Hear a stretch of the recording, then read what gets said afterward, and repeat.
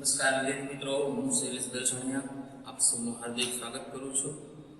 હવે આપણે લાસ્ટ લેક્ચરમાં છે ચાલુ વર્તમાનકાળ છે જોતા હતા. એમાં આપણે 5 સેન્ટેન્સ કરાવેલા છે. આજે આપણે બીજા 5 સેન્ટેન્સ કરાવશું. મેં તમને 5 સેન્ટેન્સ છે હોમવર્કમાં પણ આપેલા છે, પણ ખાસ ધ્યાન રાખજો, બરાબર? તો છઠ્ઠું સેન્ટેન્સ, આપણે 5 સેન્ટેન્સ સુધી કરાવેલા. છઠ્ઠું સેન્ટેન્સ આપણે જોઈએ. સૌથી પહેલા શું કરવાનું છે? કરતા રહેતા, બરાબર? આપણે અત્યારે કર્તા તરીકે લઈએ છીએ વી. શું લઈએ છીએ કર્તા તરીકે? વી. હવે વી પછી તમારે છે એમ ઇઝ આર મૂકવાનું થાય, બરાબર? તો વી પછી શું આવશે? આર આવશે કે વી આર, બરાબર? હવે કોઈ પણ આઈએનજી વાળું રૂપ મૂકવાનું થશે, બરાબર? We are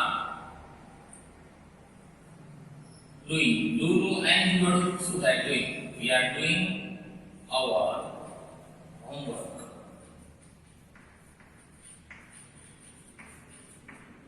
We are doing our homework. એક વાક્ય પહેલા કરતા, પછી ટુ બી નું રૂપ આવશે, પછી આઈએનજી વાળું રૂપ આવશે, પછી અન્ય શબ્દ આવશે. સોરી, ઓબ્જેક્ટ આવશે, પછી અન્ય શબ્દ આવશે.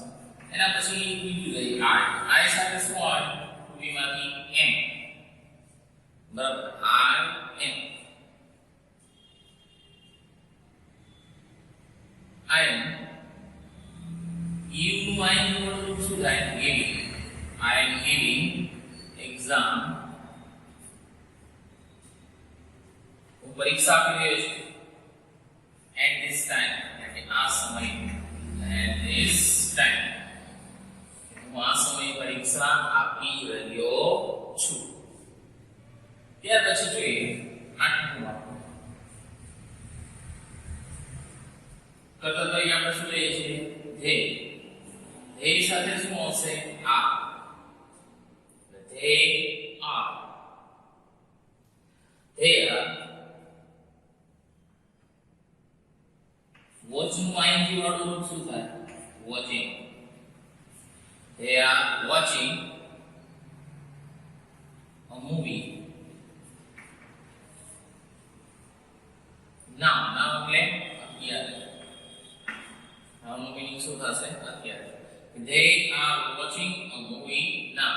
તો તેઓ અત્યારે મૂવી જોઈ રહ્યા છે, નિહાળી રહ્યા છે. ત્યાર પછી તરીકે નામ લઈએ છીએ.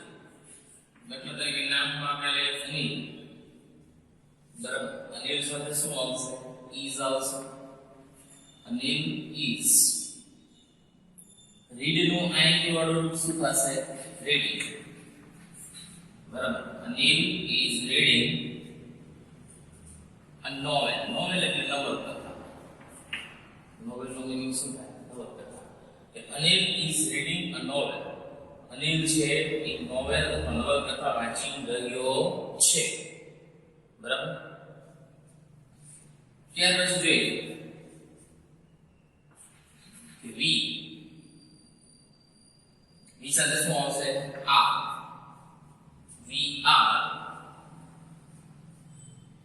હવે કોઈ પણ છે આઈએનજી વાળું રૂપ મૂકવાનું છે. ગો નું આઈએનજી વાળું રૂપ શું થાય? going. We are going to school now. એમાં અત્યારે શાળાએ જઈ રહ્યા છીએ.